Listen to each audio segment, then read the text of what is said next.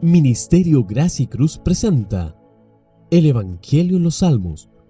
Comparte Víctor Bascuñán Carrasco, ministro del Evangelio. Salmo 6, parte 2. Ahora, ¿por qué estamos hablando de esto? Porque los que están muertos en sus pecados, están separados, tanatos, separados de Dios, están bajo la ira de Dios, y bajo el castigo eterno de Dios, y bajo el juicio de Dios. Yo quiero leer de forma textual unas aseveraciones con respecto a la ira de Dios. La ira de Dios no es arbitraria, como si Dios por cualquier hecho menor o según su propio capricho, como si Dios fuese un Dios caprichoso, simplemente se volviera contra aquellos que antes había amado y favorecido. Por el contrario, la ira es la duradera e inquebrantable resistencia de Dios frente al pecado y la maldad. Otra declaración con respecto a la ira de Dios. Podríamos decir que la ira de Dios es aquella perfección de la naturaleza divina en la que quedamos inmersos por nuestra relación. La ira de Dios siempre tiene un elemento judicial. ¿Por qué? Porque la ira de Dios brota de que el hombre está bajo el juicio de Dios, y el hombre está bajo el juicio de Dios porque se encuentra en un estado de total separación de Dios, en griego thanatos, y es lo que está diciendo David aquí, porque en la muerte no hay memoria de ti. El hombre que está muerto en sus pecados y delitos, el hombre que está separado de Dios, no se acuerda de Dios, no tiene memoria de Dios, no piensa en Dios. La religión te ha mentido. La religión te dice desde el púlpito que tienes que buscar a Dios, pero Romanos capítulo 3, versículos 10 y 11 dice, no hay quien busque a Dios, no hay ni siquiera uno. Por lo tanto, y esto es totalmente coherente con lo que está diciendo David, en el estado de muerte, ya sea en el estado de muerte de separación de Dios o en el sepulcro, el hombre no busca a Dios porque el hombre no tiene memoria de Dios. El ser humano no se acuerda de Dios. El ser humano vive su vida en total discordancia con Dios. Al ser humano no le importa a Dios. El ser humano hoy día, con todo este movimiento progresista, el ser humano hoy día con todo este movimiento humanista, el ser humano hoy día no le importa a Dios.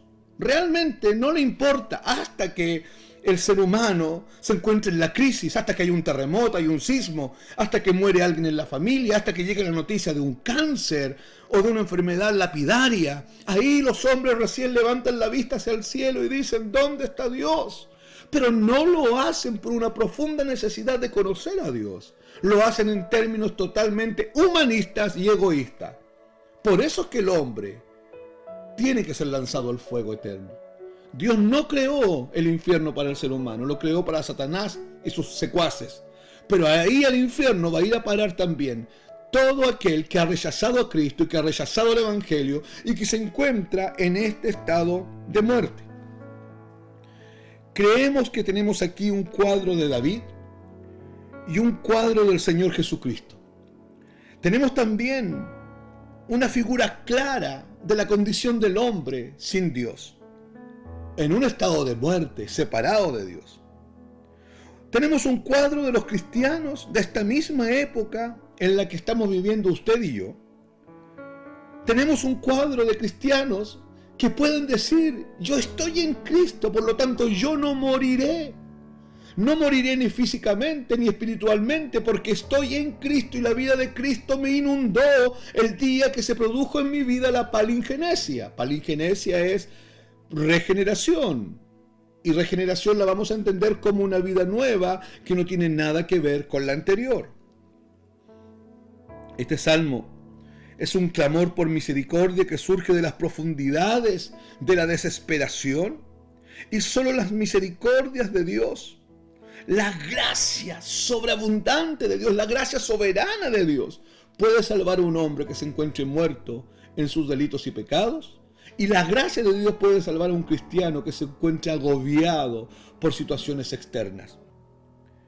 Es un clamor por misericordia que surge de las profundidades de la desesperación.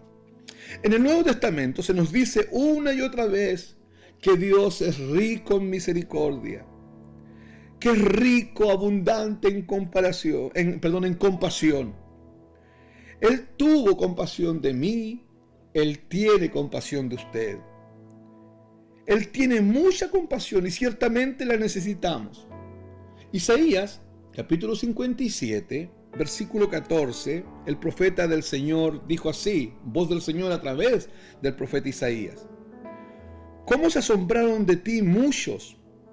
Pues de tal manera estaba desfigurada su apariencia, que su aspecto no parecía el de un ser humano. En el Salmo 69, en el versículo 3, el Señor dice: cansado estoy de llamar, mi garganta se ha enronquecido, han fallecido mis ojos esperando a mi Dios. Y nuevamente en el Salmo 42, el Salmo dice: ¿dónde está tu Dios? Y luego el Salmo 38, versículo 10 dice: mi corazón está acongojado, me ha dejado mi vigor, y aún la luz de mis ojos me falta. Ya.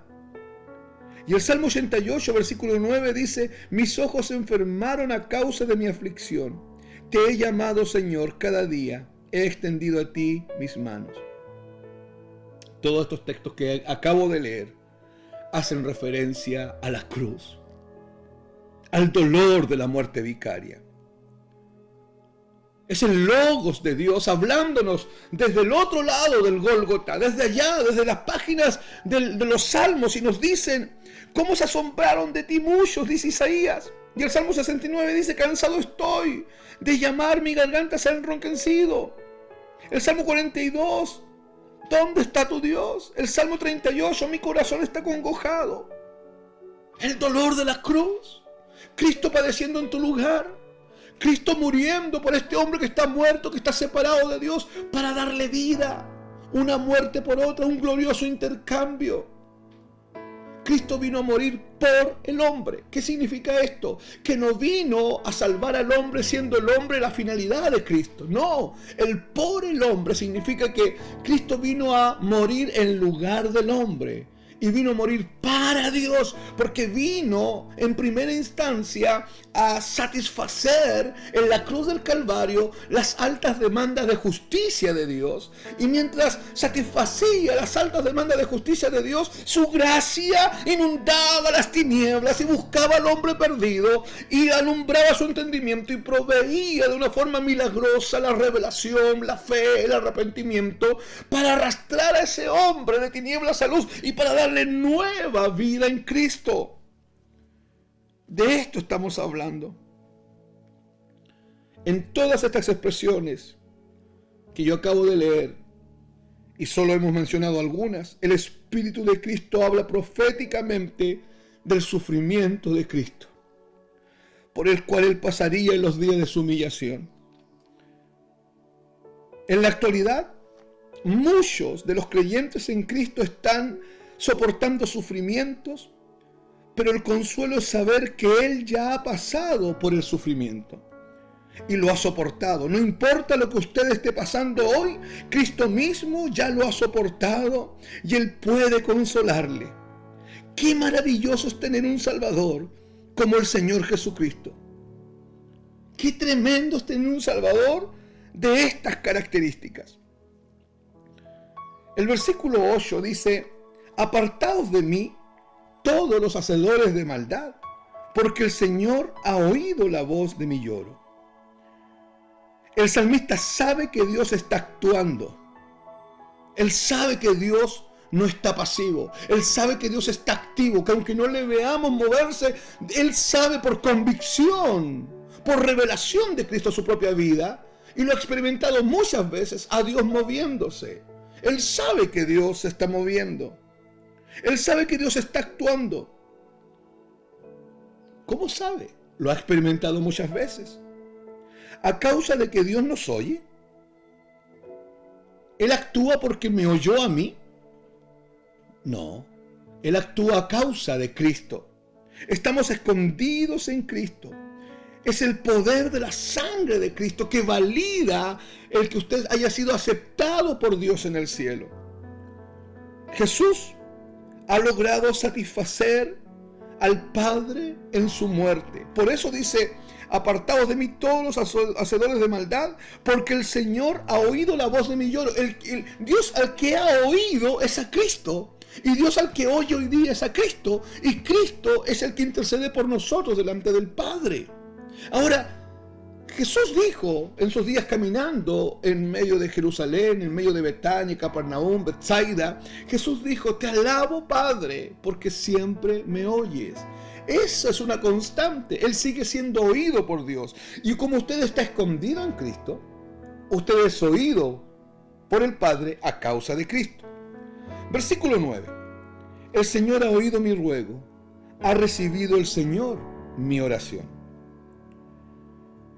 En cuanto al Señor Jesucristo, se nos dice en la carta a los Hebreos, en el capítulo 5, en el versículo 7, voy a leer textual, dice: y Cristo, en los días de su vida terrena, ofreció ruegos y súplicas con gran clamor y lágrimas al que le podía librar de la muerte, y fue oído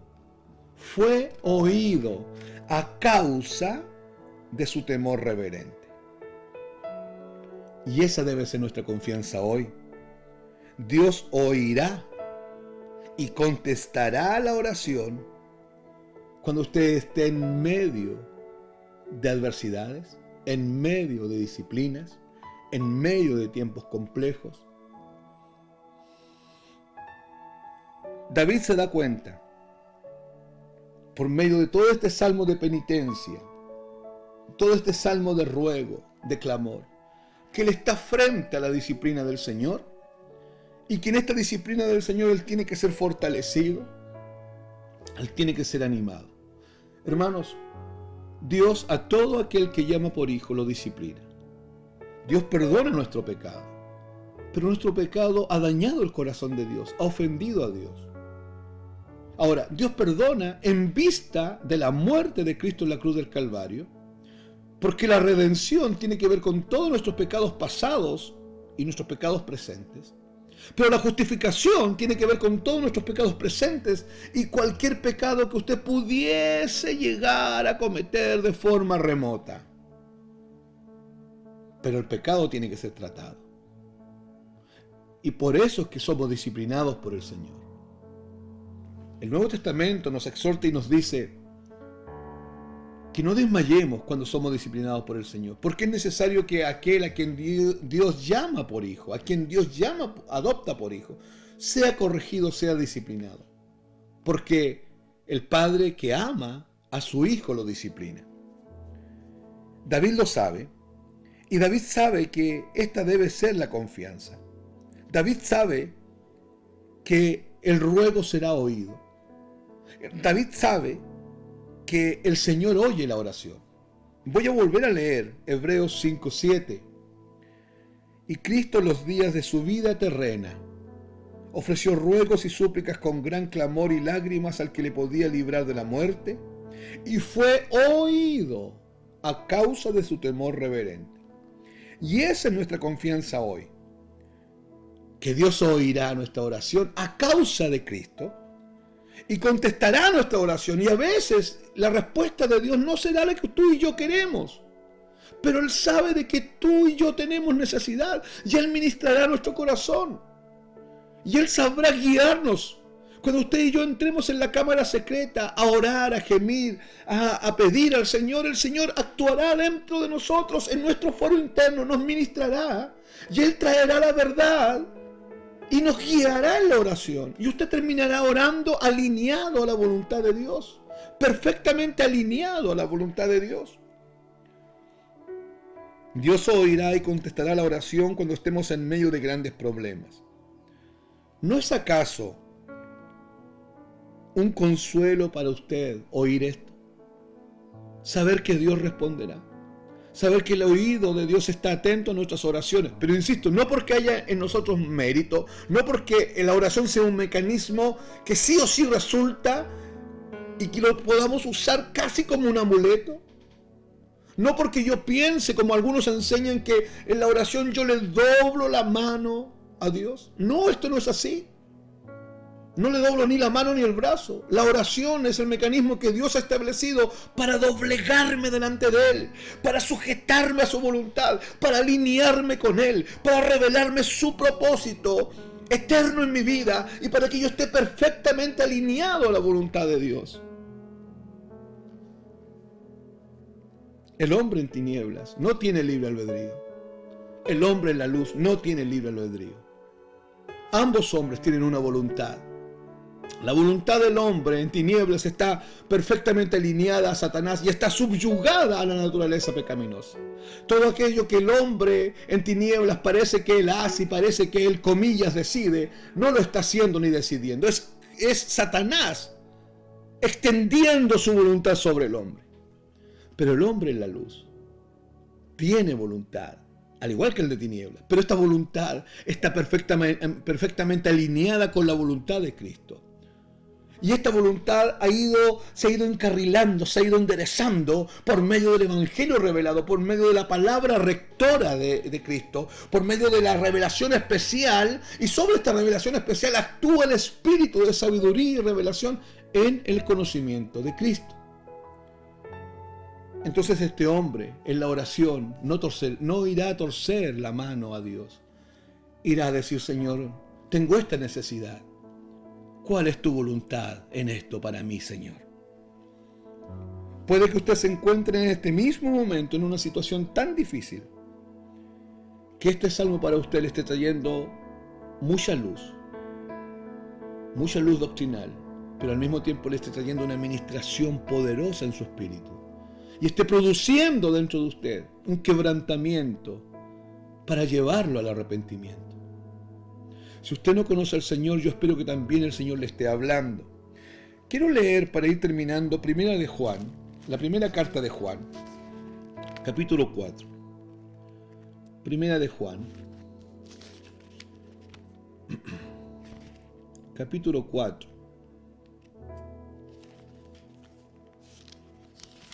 Versículos 14 y versículo 15. Dice el texto aquí de la siguiente forma: y nosotros hemos visto y testificamos que el Padre ha enviado al Hijo, el Salvador del mundo. Todo aquel que confiese que Jesús es el Hijo de Dios, Dios permanece en Él y Él en Dios. Los que ahora están en Dios, puede ser que en algún momento estén tristes, pero estar en Dios produce la máxima satisfacción. No hay mayor satisfacción para un hombre, para una mujer, que estar en Dios, estar en Cristo. Porque el que está en Cristo es uno con Cristo y Cristo es uno con el Padre. Por lo tanto, el cristiano es uno con el Dios de la Biblia. Esto es un misterio, pero es así. Y se puede recibir por revelación mediante la instrumentalidad de la fe. Ahora, los que ahora están contra Dios estarán turbados permanentemente y enfrentarán el juicio final. Vuelvo a leer el texto. Y nosotros hemos visto y testificamos que el Padre ha enviado al Hijo, a Jesucristo, el Salvador del mundo. Todo aquel que confiese que Jesús es el Hijo de Dios, Dios permanece en Él, Dios en Él, en el cristiano, y Él, el cristiano, en Dios. Esto nos librará de la ira desatada al final de los tiempos, la ira de Dios, el furor de Dios, y nos librará del juicio final. Pero todo el que está contra Dios tendrá que presentarse al juicio eterno y serás lanzado al lago de fuego. Por eso es que necesitas seguir oyendo el Evangelio. Yo te invito a contactarnos por medio de la dirección que hay en las páginas. Si tú quieres oír el Evangelio por uno de nosotros, que te lo enseñemos, que te lo expliquemos. Si tú quieres oír cuál es la condición del hombre realmente delante de Dios, te invitamos a contactarnos. La paz de Dios, la gracia de Dios, el conocimiento de Cristo vengan a tu vida. Dios te bendiga mucho. Ministerio Gracia y Cruz presentó el Evangelio en los Salmos,